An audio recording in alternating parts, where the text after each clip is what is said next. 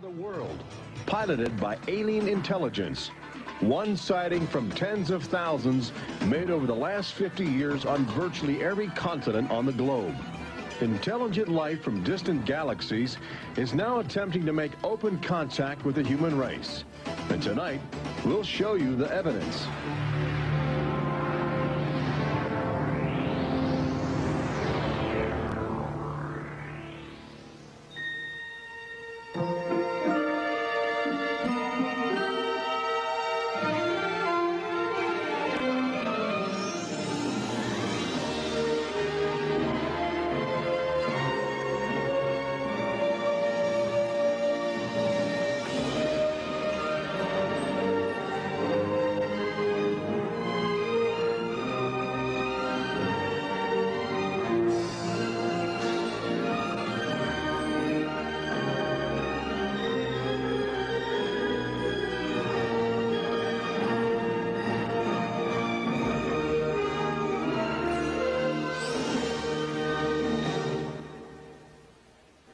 Tonight we celebrate the new Tomorrowland at Walt Disney World in Florida with a television special that's out of this world. Hello, I'm Michael Eisner, head of the Walt Disney Company. In a top-secret military installation somewhere in the United States, there are those who believe that the government is hiding the remains of an alien spacecraft that mysteriously crashed to Earth. With more and more scientific evidence of alien encounters and UFO sightings, the idea of creatures from another planet might not be as far-fetched as we once thought. In fact, one of you out there could have the next alien encounter. Enjoy tonight's special. I'm going to walk over and see if I can sneak a peek. Maybe not. Alien Encounters from New Tomorrowland is brought to you by Bounty. Outstanding absorbency and durability make Bounty the quilted quicker picker-upper. Scientific verification of extraterrestrial life forms routinely arriving on Earth. Top secret reports from ongoing military investigations. Compelling home videos of alien craft captured within the last few months. World figures who have gone public with their own extraterrestrial experiences. The shocking history of government misinformation programs designed to prevent widespread panic. And personal accounts of those who have been abducted and studied against their will. It's happened to me, it's happened to my sister, and I believe my mother. My son looks me straight in the eyes, and he says, "They took blood out of you, Mama." They don't ask permission, they take you. But it's such an incredible secret, nobody wants to believe it. There is valuable scientific data that would prove once and for all that planet Earth is being visited by highly evolved intelligence that is not from this world. Wait a minute. I've had enough. Stop it. From beyond the boundaries of our perceptions, intelligent beings are beckoning mankind to join the galactic community. It's an invitation which is both wondrous and terrifying. This is the nature of alien encounters. Mankind has the unique ability to ignore the obvious, especially when the facts reveal a disturbing truth. We once believed the sun revolved around the earth. When Galileo demonstrated the reverse is true in 1634, he was charged with heresy and placed under house arrest for the last 8 years of his life. The charges were later dropped, 342 years later.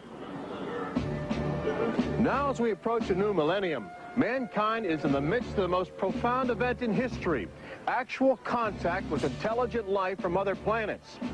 For nearly 50 years, officials have been documenting routine alien encounters here on Earth. And thousands of people have seen or experienced this alien presence. Yet many others still refuse to acknowledge the obvious evidence all around them. What is it like to be confronted by a creature whose intelligence and skill is far beyond the comprehension of mankind? Would it be enlightening? Would it be an exercise in terror? Or perhaps both? Here in the new Tomorrowland at the Walt Disney World Resort near Orlando, Florida, these concepts are brought to life as guests experience their own alien encounter, a sensory thriller from Disney and George Lucas. We'll give you a sneak preview later in the show. But first, we must prepare you for the future with some shocking insights from the recent past. Alien ships seem to arrive in waves. And if the last few years are any indication, planet Earth is experiencing a tsunami of sightings.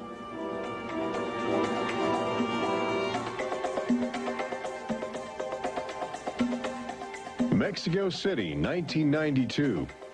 If you were arriving from outer space, this would be your first stop. It's the world's largest metropolitan area, easy to spot from a distance. Saucers arriving here have an affinity for military helicopters. This one was caught stalking a squadron during a national holiday celebration. Dozens of people videotaped the craft. Millions more just stared in disbelief as it covered 200 square miles of territory in a matter of minutes. Canada, 1991. In a residential area just outside Ottawa, this alien ship was photographed landing in what appears to be a prearranged site. UFO investigators claim the structure of this craft reveals a technology previously undocumented. This sighting is known as the Guardian case, named after the pseudonym of the photographer who wishes to keep his identity secret to avoid harassment from local authorities uncomfortable with the notion of alien intruders.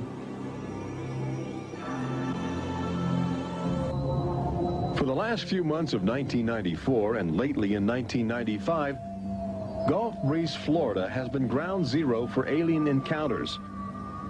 Especially during the day, extraterrestrial craft have become common ornaments in the uneasy skies. Over those dunes, right there. There she is, right there. Oh my God. Residents of Gulf Breeze routinely aim their home video cameras at the horizon. More often than not, they capture an astounding alien display.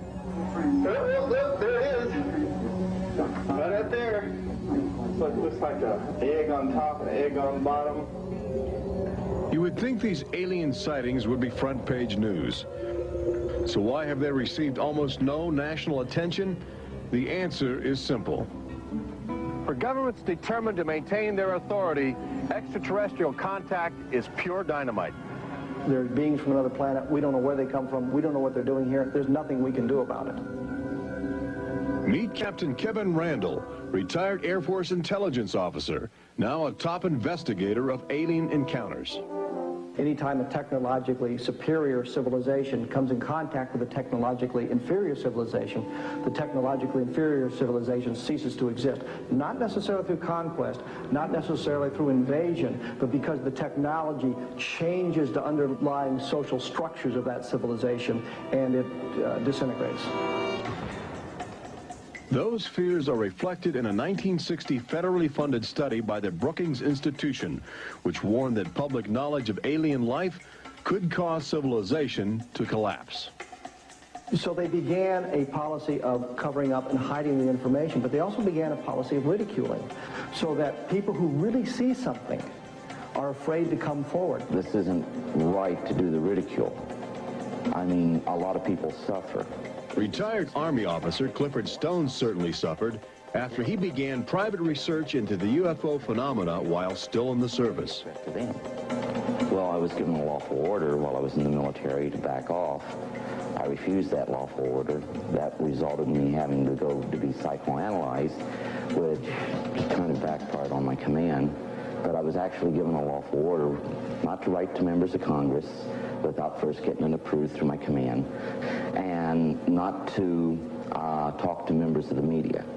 Of course, I went out and violated all those directives simply because I felt they had no right, that I had a right.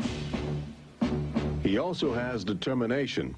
This collection of classified government documents represents years of determined effort by Stone to open the UFO files and offer fresh leads to investigators on the trail of the truth.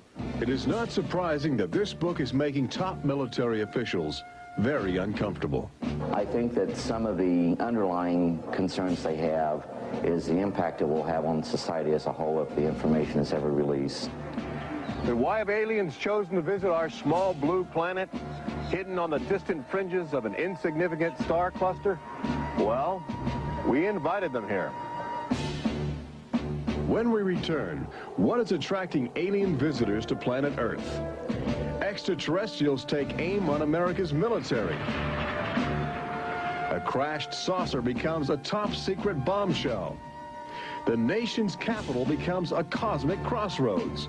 And later, how Disney Imagineers have designed a way to prepare humans for their inevitable alien encounter.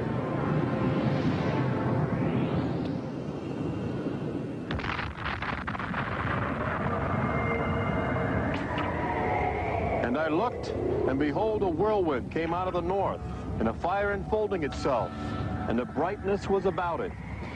Also out of the midst thereof came the likeness of 4 living creatures. And when the living creatures went, the wheels went by them. And when the living creatures were lifted up from the earth, the wheels were lifted up. For the spirit of the living creature was in the wheels. Ezekiel chapter 1.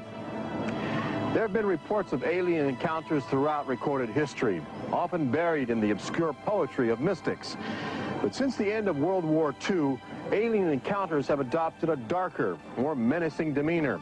No longer just spirited lights dancing in the sky, UFOs turn more brazen, announcing themselves with surprising ferocity. Most alien activity on Earth in this century seems to have been sparked by the single most profound technological achievement in human history.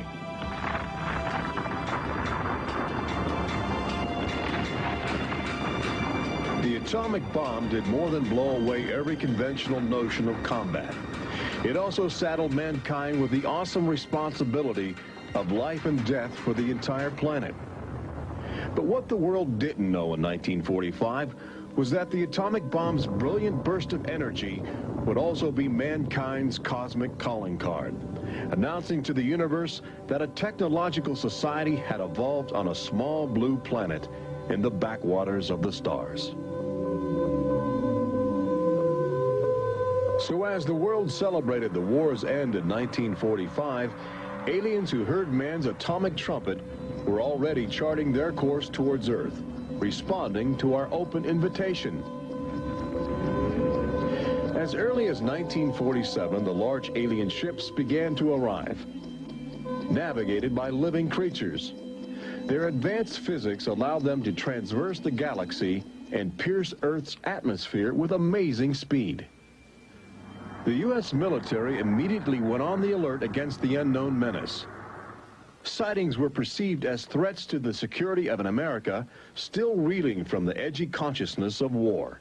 And the sightings were taking place all across the country. I glanced up and there were 3 flying saucers in a V with what appeared to be a dome on the top with, I can't be sure, but I believe I saw the sun glinting off of windows or observation portholes of sort. I think it was from outer space, but friendly. Army fighter planes are on patrol for flying saucers. Cameras installed to photograph them. Portland, Oregon, the area from which came the first weird reports. This flying saucer patrol shows how the Air Forces, while not putting too much stock in the mysterious things in the sky, are investigating. The control tower's in touch and on the watch. So are a whole lot of people these days. They're seeing flying saucers everywhere. Blocks of fantastic discs flying through the air. But the military finally had to admit that something was happening that they didn't understand, offering their first and only public statement on the UFO phenomenon. The recent sightings are in no way connected with any secret development by any agency of the United States. They weren't always called flying saucers. Some reports claim they resembled other household objects. The public was fascinated and anxious to make contact. But our official response remained aggressive, sometimes sparking deadly games of high-speed, high-altitude cat and mouse. National Guard Captain Thomas Mantell played that game and quickly became a grisly statistic. His last words, as Mantell soared at an altitude of 20,000 feet, are a chilling commentary on the power of the alien ships. I'm closing in to take a look. It looks metallic and of tremendous size. It's going up now at 60 miles per hour. I'm going after it. Moments later, Captain Mantell's mission had ended. Occasionally, the tables were turned. More than one alien craft crashed and was recovered for secret U.S. military research. The most famous case took place in July of 1947, just outside the community of Roswell, New Mexico. Famous because local officials openly admitted they had retrieved an alien ship before their commanders instructed them to keep the story confidential. What you can't explain, they reasoned, you must deny. July of 1947, the Army Air Forces at Roswell announced we had captured a flying saucer.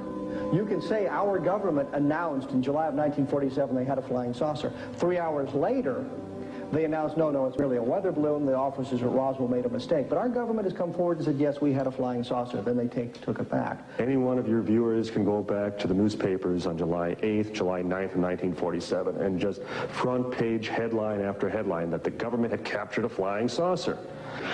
Don Schmidt from the Center for UFO Studies in Chicago is convinced that the Roswell case is the linchpin in America's ongoing alien cover-up. We have over 550 witnesses. They were there. They handled the debris. They saw the craft. They saw the bodies. They handled the crew members of that craft. And invariably, they all say, this was not from this earth. This is the actual site where the Roswell saucer was discovered, along with the bodies of 3 extraterrestrial missionaries who didn't survive the collision. The debris and the dead were impounded and taken away for top-secret study, while a classified investigative committee called the Majestic 12 was organized by President Truman. And a government cover-up was initiated with a calculated disinformation campaign. The military, I know for a fact, has established what's called disinformation programs, officially sanctioned deception programs. This is covered by a regulation at Department of Defense level that's secret. This is the case with the unidentified flying objects. I cannot say that the Roswell incident was a cover-up, but I can certainly say that the government back then and today acted like it was a cover-up and has been subject to being accused of a cover-up. The flying saucer debris at Roswell was attributed to a downed weather balloon. There was no explanation for the alien body parts among the wreckage. Before long, other sightings were dismissed as optical illusions caused by electrified swamp gas, with elaborate demonstrations staged for newsreel cameras to back up the claim. But while the Pentagon refused to publicly admit aliens had arrived on Earth, their top-secret internal memos told a different story, even detailing the various ships and the creatures they had autopsied. Meanwhile, the American people fell in love with flying saucers, sensing something playful in their alien design. Before long, even the military seemed to fall under the trance of the UFOs. Government inventors began to mimic what they were seeing in the sky, in a strategy to stumble upon the secrets of advanced alien technology. These rare films chronicle those primitive efforts. At a symposium conducted by Princeton University, weird and wonderful flying machines developed for the Army go through their paces. The flying scooter, for instance, with only a 7-horsepower motor. Or this flying what have you. Just count your fingers after starting the fans.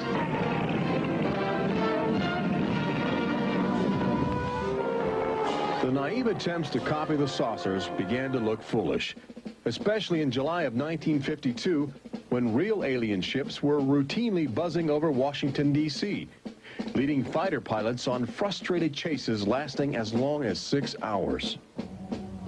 It was the first time since the War of 1812 that our nation's capital had been successfully invaded by a foreign power. By the early 1960s, UFOs were having a chilling effect on our defense operations. Their tremendous speed often caused them to be misidentified as incoming intercontinental ballistic missiles, putting American air bases on red alert. There needed to be some way for the U.S. and the Soviets to distinguish between nuclear attack and alien visitors. The weapon is installed in the Pentagon, but it's a weapon of peace. This is the teletype that will operate at the U.S. end of an open line to Moscow. This link, it is hoped, will help avoid misunderstandings that could possibly trigger a catastrophe. Now, our president could be in touch with the Russian premier in a matter of seconds. The hotline between Moscow and Washington was set up so they could go ahead and make last-minute pleas that we're not attacking you and you're not attacking us. The purpose for this was to ensure that a nuclear war would not be touched off by a UFO appearing on the scopes and being mistaken for enemy aircraft. The hotline eased some international tensions, but it didn't halt the interaction between the military and the aliens, which continues to this day. November of 1975, essentially every SAC base in the United States was visited by UFOs. We have reason to believe that the UFOs went ahead and had some effect on changing the codes within the missiles, within the launch control facility, to change where the missiles would hit. 1976, September, Iran, 2 F-4s tried to intercept a UFO and shoot upon a UFO. The weapon systems of the planes go dead. The communication systems go dead.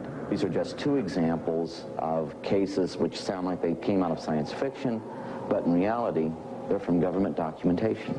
Documents released by the State Department. 3 main engines up and burning. September 1991. Space Shuttle Mission 48. Commander Clayton and his crew point their cameras at the planet's horizon for a live broadcast to Earth. Many viewers noticed an alien ship playfully cavorting around the shuttle at tremendous speeds. NASA still refuses to acknowledge the incident. But since that time, the space agency no longer allows public access to live unscrambled television signals from shuttle missions. Currently in 1995, the Federal Emergency Management Agency trains personnel with a manual that suggests techniques in communicating with extraterrestrials encountered in the line of duty. This document is in marked contrast to a federal law passed by Congress in 1969, which makes it illegal for any American to have contact with an extraterrestrial, punishable by a $5,000 fine and a year in jail. Ironically, both documents were composed by a government which refuses to publicly admit that there is intelligent life on other planets. Indications are that government, military, and scientific leaders will soon release nearly a half-century of official documentation of ongoing alien encounters on Earth. Perhaps they feel it would be too embarrassing not to reveal the truth before the truth reveals itself. But these FBI files acquired through the Freedom of Information Act outline nearly 50 years of UFO reports investigated by federal agents all across America. Overwhelming evidence that something sinister is at work. But look carefully. The torn pages, the ragged copies, the large areas blacked out in an effort to keep secrets locked away. If we are keeping information, which I am certain we are, from the American public on unidentified flying objects, then we're wrong. Government has an obligation to the people to tell the truth. No matter what that truth might be, the people have a right to know that planet Earth is being visited by a highly evolved intelligence that is not from this world.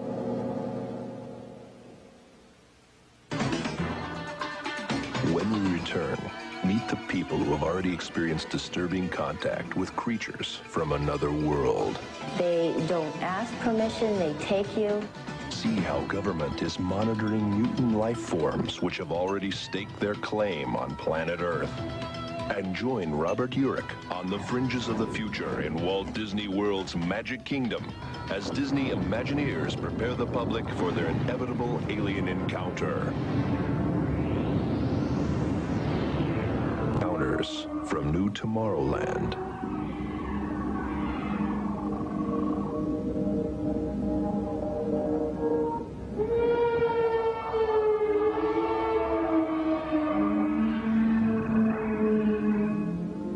The fact is, everyone encounters alien life forms each day. We've just become accustomed to ignoring the evidence. We expect the first visitors from outer space to arrive in flying saucers. But there are new scientific suggestions that the microbiotic organisms, which routinely invade human bodies in the form of viral disease, may have extraterrestrial connections. These minute alien life forms may very well be the advanced invasion force, leading the way to test Earth's environment for more complex and determined creatures.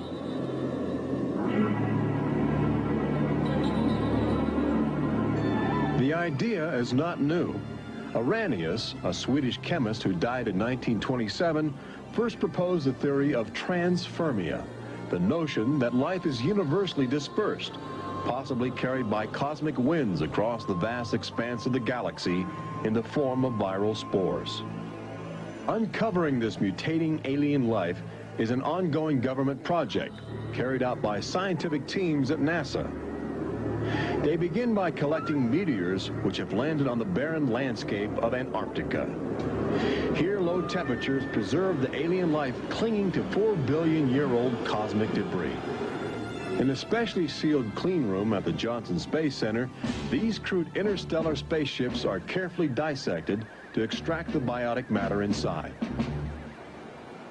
Amino acids, a kaleidoscope of organic compounds, and the chemical catalysts of life are analyzed with sophisticated gas chromographs and mass spectrometers. Life is plentiful in the universe and eerily tenacious.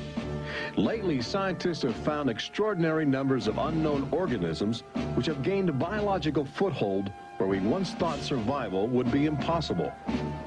They grow in deadly ammonia gas.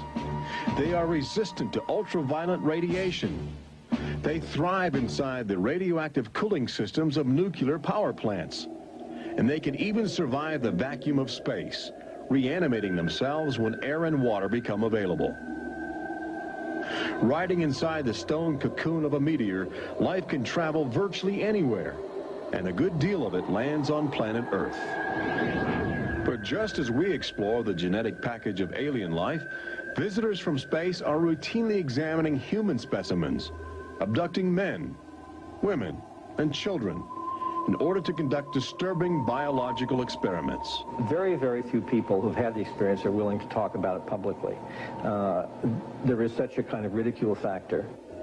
Bud Hopkins, researcher and author of the best-selling book Intruders, is America's leading investigator into the alien abduction phenomenon and largely responsible for bringing the astonishing situation to the nation's attention.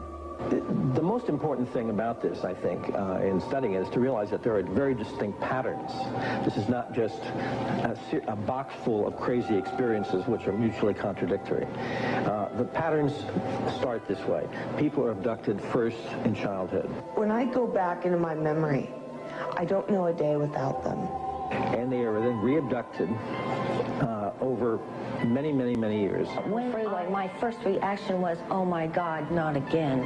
I grabbed the side of my bed like, no, you're not gonna get away with this. You're not gonna get away with it this time. Then I feel lifted off of the bed, and the next thing that I remember is being on a table or a bench and these beings surrounding me. Samples are taken from the skin. There are very distinct scars that result from these biopsies, whatever we want to call them. I have a scar on my hand. It seems to be a triangle shape that's a half an inch by half an inch if you were to measure it. They were just red and blistery and kind of in a large equilateral triangle on each foot. The basic, most common mark is what we call a scoop mark. It's a circular depression, as if the aliens have used a little tool and removed a layer of cells. On my upper left inner thigh, I have two marks. There's a series of two. They're about 1/8 of an inch deep and about 1/4 inch in diameter that people call scoop marks, for lack of a better term. Often an object is inserted in the nostril or behind the eyeball or in the ear, which we believe to be implants. On my shin, between my ankle and my knee, were 2 puncture marks. In fact, I hesitate to call them that because they were larger and deeper. They were like 2 holes drilled vertically along my shin into my leg. And that frightened me deeply because I have no idea how those got there. I could only speculate as to why they were doing that, although I do know that, bone marrow contains genetic material, blood. They're interested in who you are genetically. They seem to be desperate for our genetic material, our DNA, our particular genetic makeup, as if they have reached some point of, let's say, some point of no return in their evolutionary development, and they need to revivify themselves through something they can get from us, a more primitive and perhaps more robust species. People generally describe one particular type of figure as the basic alien type, which is a small figure, 3.5 to 4.5 feet tall, huge head, huge black eyes, hairless, grayish-white skin, just a tiny slit for a mouth that doesn't move, and so forth. I'd say that accounts for about 85% of the descriptions.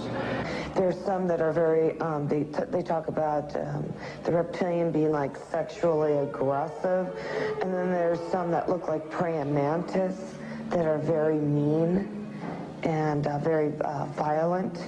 It is a violation of your body. It's a violation of your space. They don't ask permission. They take you. On this earth, when you are raped, when you are mugged, even if you don't see that person that is doing you bodily harm, you have somewhere to go. You can go to the police and at least give a report whether they do something or not. You have somewhere to go. But in this case, you have no one to talk to. You have no one to say, this has happened to me. I've been so violated. You don't even know. And you're not ready for this. My love life went to hell. My schooling went to hell. Everything went to hell. And it's terrifying, it's not fun, it ruins your life because you have nowhere to go. Twinkle, twinkle, little star, how I wonder what you are. Up above the world so high like a diamond in the sky. Makes me want to cry.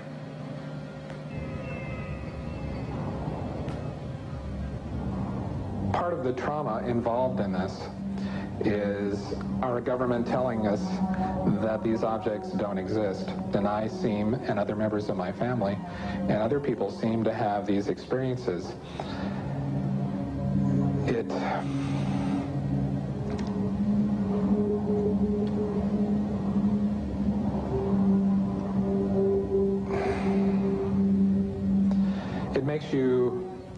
makes you doubt your sanity. The range of people who have had abductions around the world, because it is a global phenomenon, is just, it's a total range. I've worked with people who are of Oriental backgrounds, African-American background, Hispanics.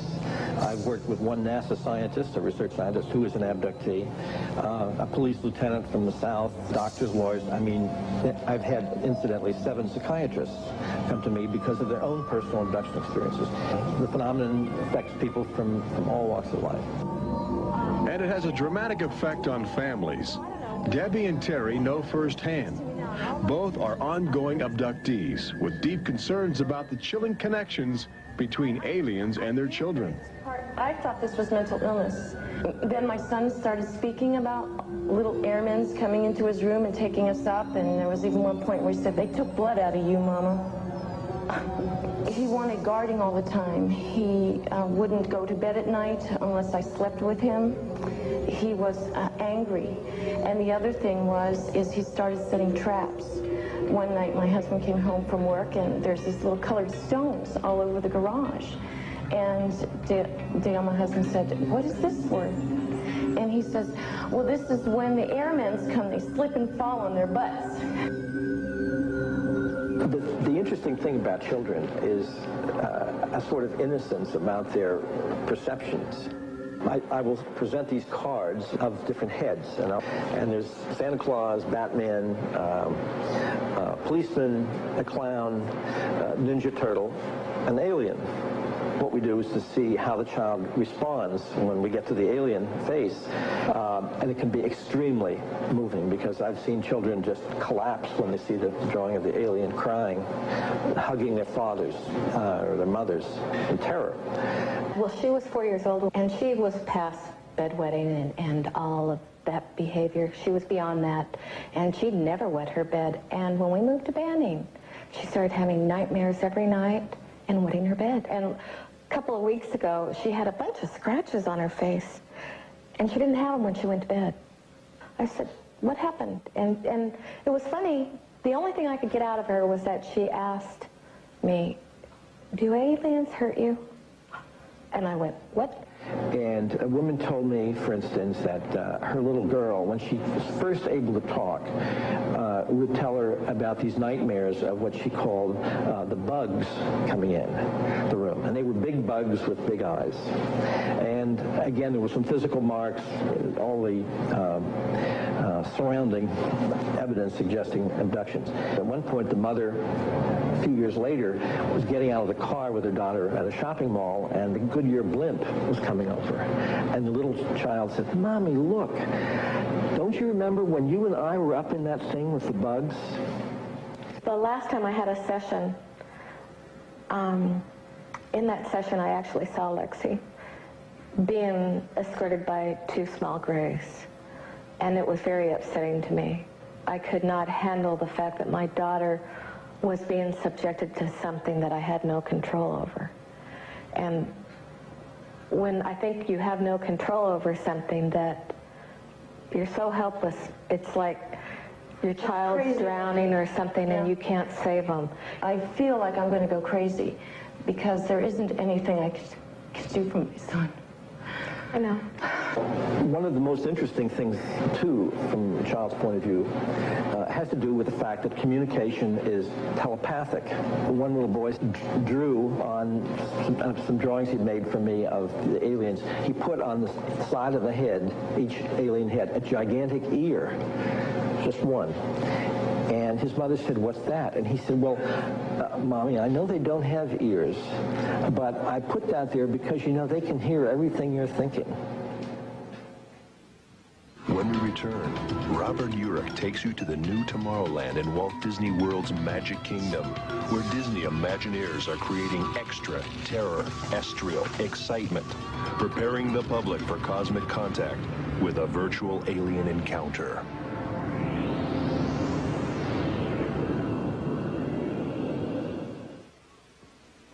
An official UFO sighting report, one of thousands compiled over the last few decades. This particular report from October 1969 was filled out by Jimmy Carter. He was still governor of Georgia at the time. He witnessed a luminous object suspended in a twilight sky. Later, when he assumed the office of President of the United States, his staff attempted to explore the availability of official investigations into alien contact.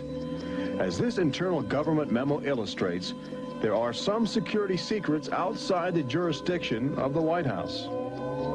We investigated lights in the sky for over 20 years. We didn't get anywhere. We have over 100,000 cases from over 160 countries in our files at the Center for UFO Studies in Chicago. When you actually take the time to look at the official record, look at the classified, disclosed documents on the phenomena, and I'll guarantee you'll walk away saying, why weren't we told about this? And why were we told something else altogether? We've all been indoctrinated to have this knee-jerk response just to that term, UFO. We have to ask ourselves, who started it? And isn't it about time we go out and find out for ourselves? Every year, NASA routinely propels about 24 astronauts into a low Earth orbit aboard the space shuttle, a loud, lumbering, somewhat primitive rocket ship.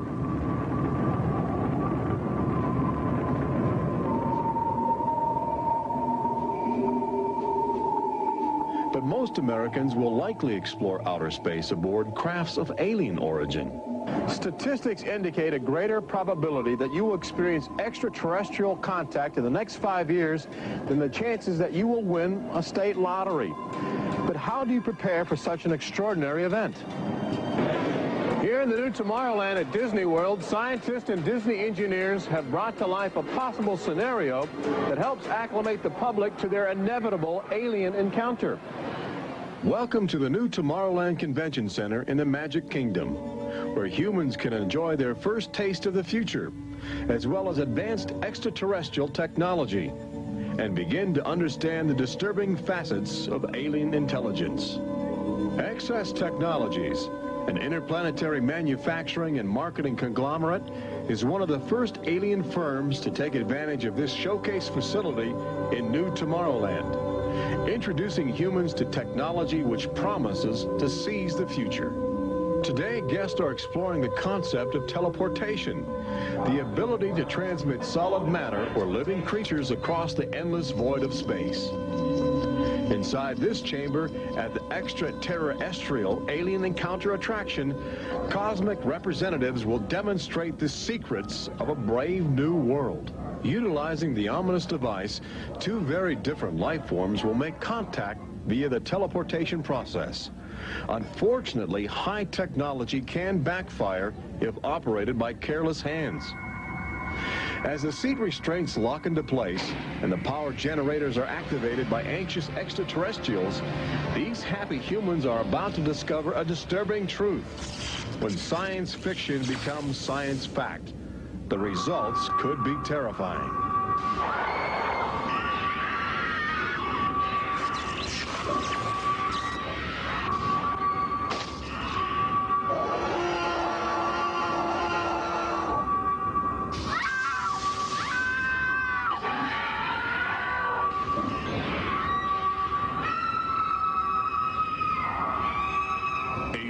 Encounter opens at Walt Disney World summer 1995.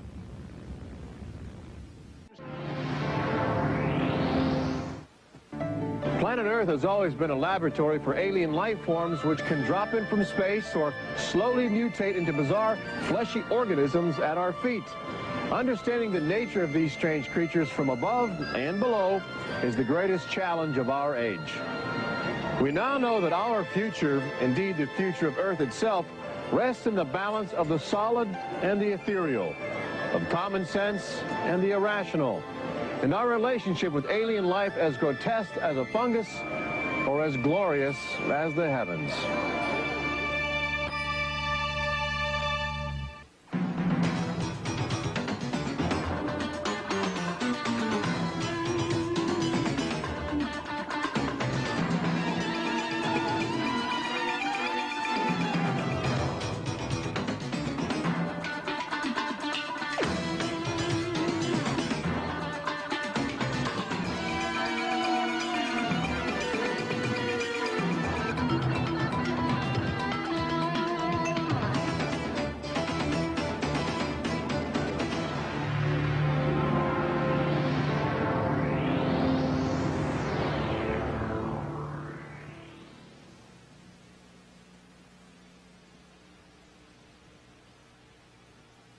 Few months of 1994 and lately in 1995, Gulf Breeze, Florida has been ground zero for alien encounters. Especially during the day, extraterrestrial craft have become common ornaments in the uneasy skies. Over those dunes right there. There she is right there. Oh my God. Residents of Gulf Breeze routinely aim their home video cameras at the horizon. More often than not, they capture an astounding alien display. Look, there it is. Right up there. Looks like an egg on top and an egg on bottom. You would think these alien sightings would be front page news. So why have they received almost no national attention? The answer is simple. For governments determined to maintain their authority, extraterrestrial contact is pure dynamite. They're beings from another planet. We don't know where they come from. We don't know what they're doing here. There's nothing we can do about it. Meet Captain Kevin Randall, retired Air Force intelligence officer, now a top investigator of alien encounters. Anytime a technologically superior civilization comes in contact with a technologically inferior civilization, the technologically inferior civilization ceases to exist. Not necessarily through conquest, not necessarily through invasion, but because the technology changes the underlying social structures of that civilization and it disintegrates. Of our perceptions, intelligent beings are beckoning mankind to join the galactic community. It's an invitation which is both wondrous and terrifying. This is the nature of alien encounters. Mankind has the unique ability to ignore the obvious, especially when the facts reveal a disturbing truth. We once believed the sun revolved around the earth. When Galileo demonstrated the reverse is true in 1634, he was charged with heresy and placed under house arrest for the last 8 years of his life. The charges were later dropped, 342 years later. Now, as we approach a new millennium, mankind is in the midst of the most profound event in history, actual contact with intelligent life from other planets. For nearly 50 years, officials have been documenting routine alien encounters here on Earth. And thousands of people have seen or experienced this alien presence. Yet many others still refuse to acknowledge the obvious evidence all around them. What is it like to be confronted by a creature whose intelligence and skill is far beyond the comprehension of mankind? Would it be enlightening? Would it be an exercise in terror? Or perhaps both? Here in the new Tomorrowland at the Walt Disney World Resort near Orlando, Florida, these concepts are brought to life as guests experience their own alien encounter, a sensory thriller from Disney and George Lucas. We'll give you a sneak preview later in the show. But first, sightings, the idea of creatures from another planet might not be as far-fetched as we once thought. In fact, one of you out there could have the next alien encounter. Enjoy tonight's special. I'm going to walk over and see if I can sneak a peek. Maybe not. Alien Encounters from New Tomorrowland is brought to you by Bounty. Outstanding absorbency and durability make Bounty the quilted quicker picker-upper. Scientific verification of extraterrestrial life forms routinely arriving on Earth. Top secret reports from ongoing military investigations. Compelling home videos of alien craft captured within the last few months. World figures who have gone public with their own extraterrestrial experiences. The shocking history of government misinformation programs designed to prevent widespread panic. And personal accounts of those who have been abducted and studied against their will. It's happened to me, it's happened to my sister, and I believe my mother. My son looks me straight in the eyes, and he says, "They took blood out of you, Mama." They don't ask permission, they take you. But it's such an incredible secret, nobody wants to believe it. There is valuable scientific data that would prove once and for all that planet Earth is being visited by a highly evolved intelligence that is not from this world. Wait a minute. I've had enough. Stop it. From beyond the boundary, we must prepare you for the future with some shocking insights from the recent past. Alien ships seem to arrive in waves. And if the last few years are any indication, planet Earth is experiencing a tsunami of sightings.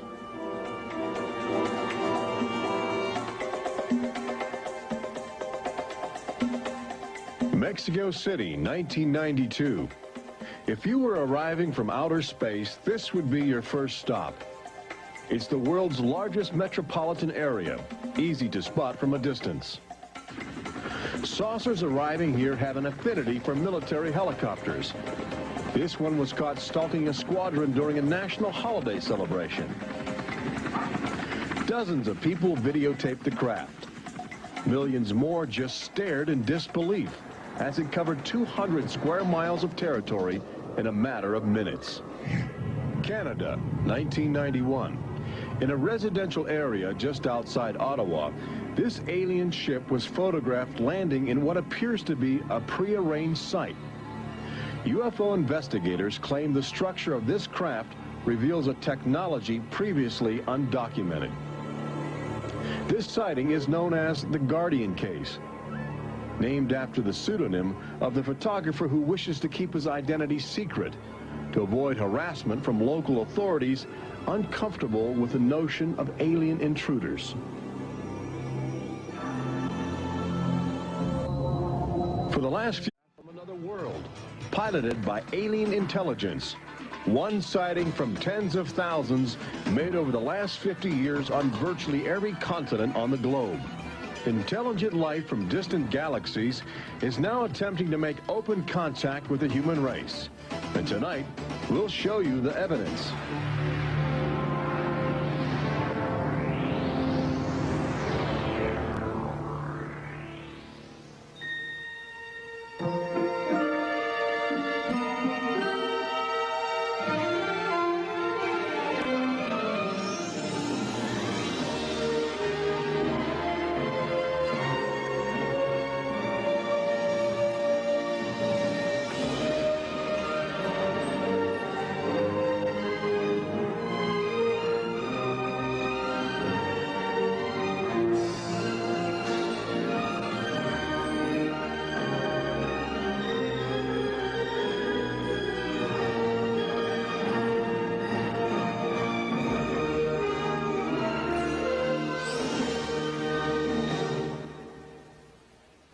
Tonight we celebrate the new Tomorrowland at Walt Disney World in Florida with a television special that's out of this world. Hello, I'm Michael Eisner, head of the Walt Disney Company. In a top secret military installation somewhere in the United States, there are those who believe that the government is hiding the remains of an alien spacecraft that mysteriously crashed to Earth. With more and more scientific evidence of alien encounters and UFO